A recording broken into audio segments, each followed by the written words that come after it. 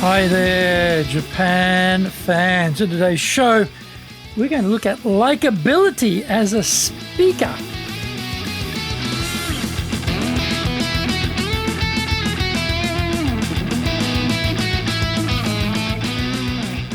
Present master shimashou. This is the fourth year of the Presentations Japan series podcast, and we are beaming around the world to you from sunny Minato-ku here in Tokyo. I'm your host, Dr. Greg Story, your corporate coaching and training guy, committed to your success, the president of Dale Carnegie Training Japan and best-selling author, Japan Sales Mastery and Japan Business Mastery. My new book, Japan Presentations Mastery, will be released shortly. Through this podcast, I want to help you become a better speaker who is clear, confident, persuasive, and highly influential with those around you. Don't forget to subscribe and share this podcast with your family, friends, and colleagues. We are not being sponsored by Libsyn, but we value your privacy, which is why we have our podcast hosted by Libsyn, who, unlike many other podcast hosts, have a strict policy that does not allow access to your private information by anyone. Here is our daily podcast lineup on iTunes. Mondays, the Cutting Edge Japan Business Show. Tuesdays, the Presentations Japan series. Every second Tuesday, the Business Tatsujin no Oshie Show. Wednesdays, the Sales Japan series. Thursdays, the Leadership Japan series. Every second Thursday, the Business Pro Podcast Show. Fridays, the Japan Business Mastery Show. And Saturdays, Japan's top business interviews. This is episode number 259. Today we're talking about how to have an audience like you by building rapport. There are usually a bunch of strangers attending our talk.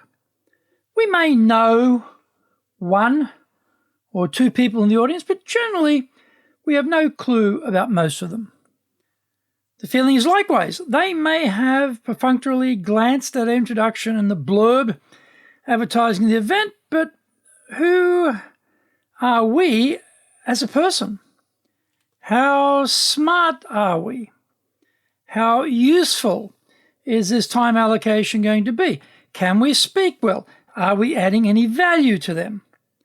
Here are 12 ideas to build a rapport with the audience. Number one, consider ourselves honored to be asked to address an audience and say so. However, don't do this at the start of the talk. You hear this all the time. Thank you for inviting me today. It is a great honor to be able to speak to such a distinguished audience. Boring! Design a powerful opening to grab everyone's attention, and only then thank the organizers and the audience for the chance to speak. Number two, give our listeners sincere appreciation. Arrive early and meet some members of the audience and thank them for coming to listen to you. At the end of the talk, we can also express our appreciation for their attendance. Don't make this the last comment, though. We reserve that for our final close, where we make sure our key message is reverberating in their ears as they walk out of the venue. Number three, mention the names of some listeners. Getting there early allows us to meet the guests, and then when we get up on stage, we can refer to a conversation we had before the start of the speech. For example, I was chatting with Suzuki-san, and she made a very interesting point about blah, blah, blah. There is an invisible wall between the speaker and the audience, and this connecting with people in the audience breaks that wall down, and we feel as one unit. Number four, play ourselves down, not up. Nobody likes someone who's egotistical, acting superior.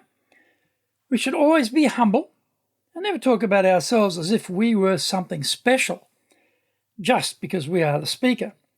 Yes, you need some degree of ego to stand up and speak to an audience, but let's keep the full dimensions of that ego to ourselves.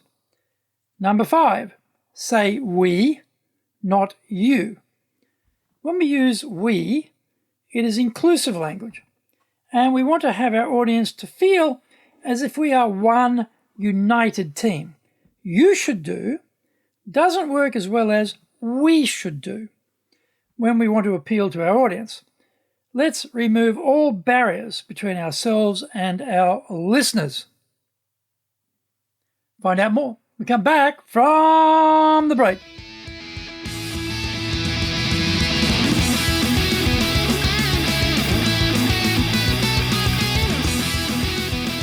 Our show today is brought to you by our public programs, but we also do custom-made in-house classes. Now, we do them in our super safe classroom, we do them live online, and we do them in Japanese, and we do them in English. Today's show is being brought to you by, on the 19th of October, we're doing storytelling. On the 28th, time management. 4th and 5th of November, we're doing high-impact presentations, and on the 11th of November, successful public speaking. Check out our website at www.dale-carnegie, carnegie.co.jp. Lots and lots of value for you there. Now, to do better in Japan, email me at greg.story@dalecarnegie.com. Get my best-selling books, Japan Sales Mastery, that's the Bible for selling in Japan, and Japan Business Mastery, and my new book, Japan Presentations Mastery. If you like learning by watching videos, there are over 1,000 there for you at Tokyo, Japan, Dale Carnegie TV on YouTube.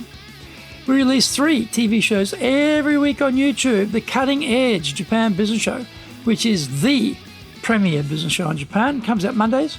Fridays, the Japan Business Mastery Show, and Saturdays, Japan's top business interviews, where I interview leaders in Japan from SMEs all the way up to the corporate captains of industry on one topic, leading in Japan. Every second Thursday, we release the Business Pro Television Show. Don't forget, you can email me at greg.story@dalecarnegie.com.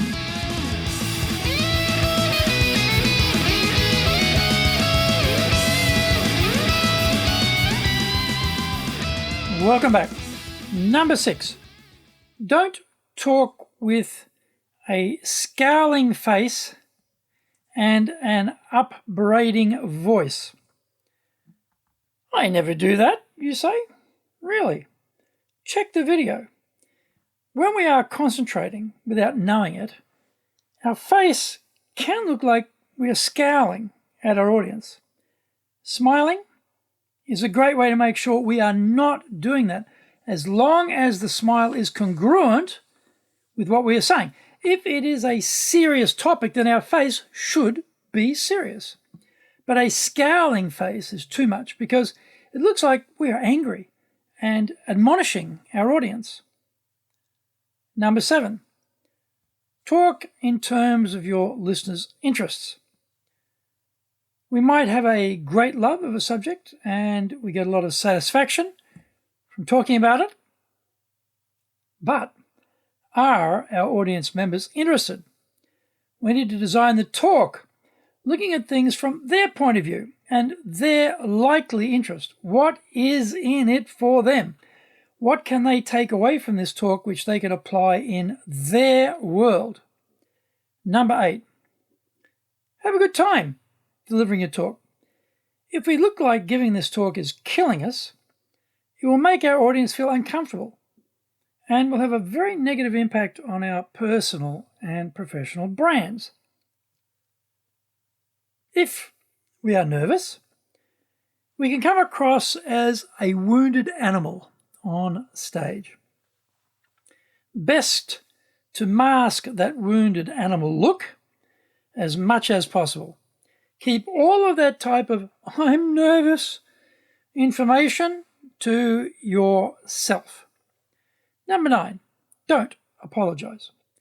This is a very common way to start talks in Japan, but we should start with a well-designed opening that breaks through all of the competing distractions for our message and grabs the listener's attention.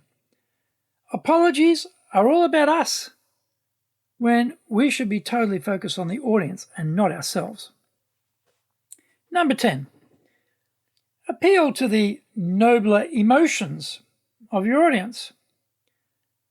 People turn up to hear us speak on the basis they want us to succeed. We should assume that and then be very sincere in our preparation so that we can match their high expectations of us. Number 11, welcome criticism instead of resenting it. If some audience member takes issue with the logic of what we have said or the conclusions we have drawn from the data, we shouldn't get into an argument. We should just say, thank you, and say we will take that on board and have another look at our assumptions. If we are receiving some feedback on the delivery of the talk, then we should not allow our emotions to get involved. We should just take it as helpful feedback so that we can improve. Number 12, be a good person, skilled in speaking. The most clever criminals around the world all have something in common. They are good talkers. We want to be better than just being a smooth talker.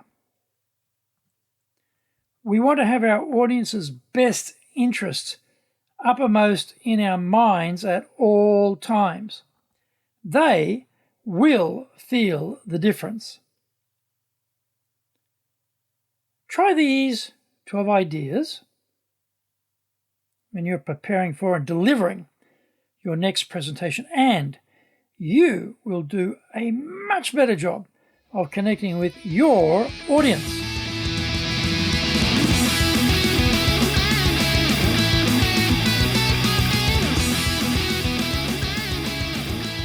Thank you for joining the Presentations Japan series. If you got value from today's show, spread the love around and share it with your family, friends, and colleagues. Don't forget to subscribe and share this podcast. Immediately apply what you have learned today, use it, and go out there and become a presentations legend. Remember, I'm your corporate coaching and training guy in your corner, committed to your success here in Nippon.